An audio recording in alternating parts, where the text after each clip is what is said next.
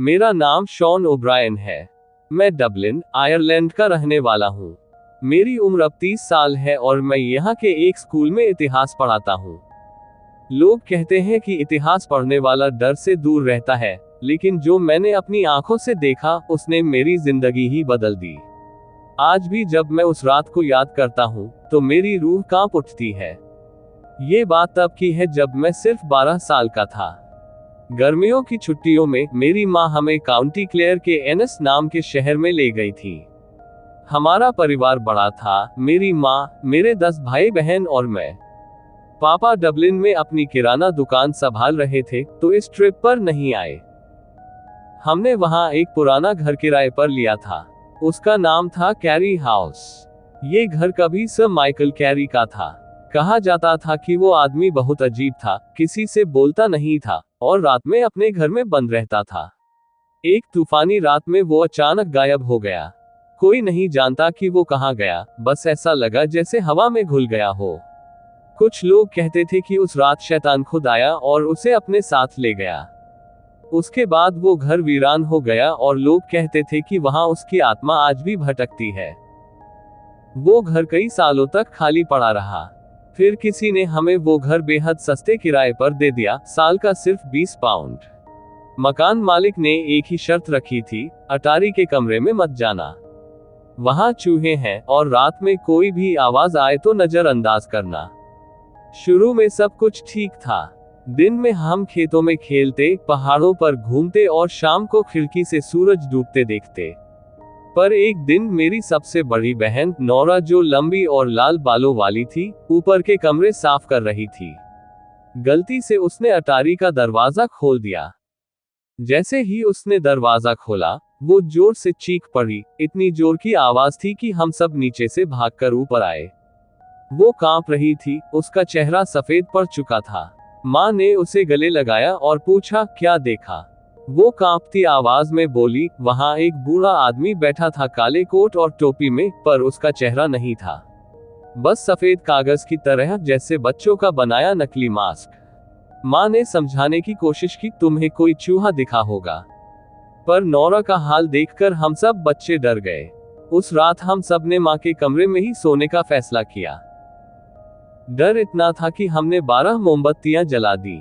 आधी रात के बाद मेरा सबसे छोटा भाई पैट्रिक, जो मुश्किल से घुटनों तक ऊंचा था, धीरे से बोला, माँ, आपको भी वो खुरचने की आवाज आ रही है? माँ ने ध्यान से सुना। सच में ऊपर से खुरचने, खिसकने जैसी आवाजें आ रही थी। हम सबके दांत किटकिटाने लगे। हमने धीरे से दरवाजा खोला और बाहर झांक कर देखा। अंधेरे गलियारे में कुछ भी साफ दिखाई नहीं दे रहा था, पर अटारी के कमरे का दरवाजा, वो धीरे धीरे हिलने लगा। हम सब ने बिना एक पल गंवाए दरवाजा बंद किया और अंदर से कुंडी लगा ली। पूरी रात हम कांपते रहे और किसी ने भी आंखें नहीं बंद की। सुबह होते ही सबने जल्दी जल्दी सामान पैक किया। सब वापस डबलिन जाने की तैयारी करने लगे। तभी माँ ने अचानक कहा, पैट्रिक कहाँ है? सबने इधर उधर देखा। किसी ने कहा, मुझे लगा वो ऊपर गया था। ये सुनते ही माँ की चीख निकल गई और हम सब भागकर ऊपर गए। वहां देखा, पैट्रिक अटारी के दरवाजे के पास खड़ा था। इससे पहले कि हम उसे बुलाते, दरवाजा धीरे से खुला और एक काली, गंदी हाथ जैसी चीज बाहर निकली। उसने पैट्रिक को पकड़ा और कमरे के अंदर खींच लिया।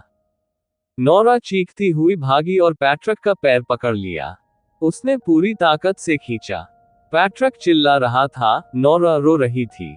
आखिरकार उस हाथ ने पैट्रिक को छोड़ दिया। पैट्रिक नीचे गिरा, जैसे कोई मरा हुआ खिलौना। नोरा उसे पकड़कर सीढ़ियों से नीचे भागी और बाहर बगीचे में पहुंची।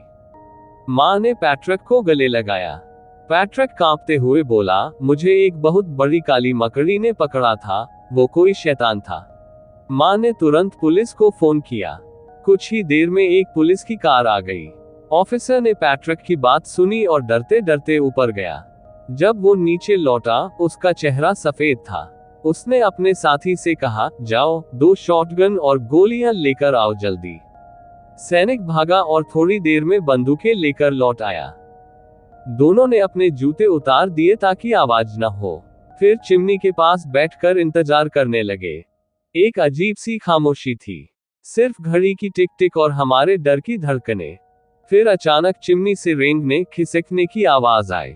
ऑफिसर फुसफुसाया, अब ये नीचे आ रहा है। उसने शॉटगन चिमनी में डाली और जोर से गोली चला दी। भारी धमाका हुआ, धूल उड़ गई। जब सब साफ हुआ तो फायरप्लेस में काले रंग की मरी हुई गंदी आकृति पड़ी थी। जब उन्होंने उसे बाहर निकाला और फैलाया तो वो दिखने में किसी बूढ़े आदमी जैसा था, पर उसके हाथ पैर मकड़ी जैसे थे और उसका चेहरा, वो चेहरा इंसानी नहीं था। ऐसा लगता था जैसे किसी ने नरक से भेजा हो। उसके सीने में गोली का बड़ा छेद था, पर एक भी बूंद खून नहीं निकला। ऑफिसर बोला, इस चेहरे को ढक दो और उस पर कंबल डाल दिया गया। बाद में चिमनी के पीछे से एक गुप्त कमरा निकला। उसमें हड्डियां, पंछियों के पंख और छोटे बच्चों की हड्डियां मिली। पुलिस ने बताया कि सर माइकल कैरी ने वो गुप्त कमरा खुद बनाया था। वो सालों तक वहीं छिप कर रहा और रात में बाहर निकलकर शिकार करता था। समय के साथ वो पूरी तरह शैतान बन गया। आखिर में उन्होंने उस घर को जला दिया। अब वहां सिर्फ कुछ जले हुए पत्थर बचे हैं, और उस शैतान को भी उस घर के साथ राख कर दिया गया। लेकिन आज भी जब मैं रात में अकेला होता हूँ और हवा में अजीब सी खुरचने की आवाज आती है, तो मेरी आत्मा कांप उठती है।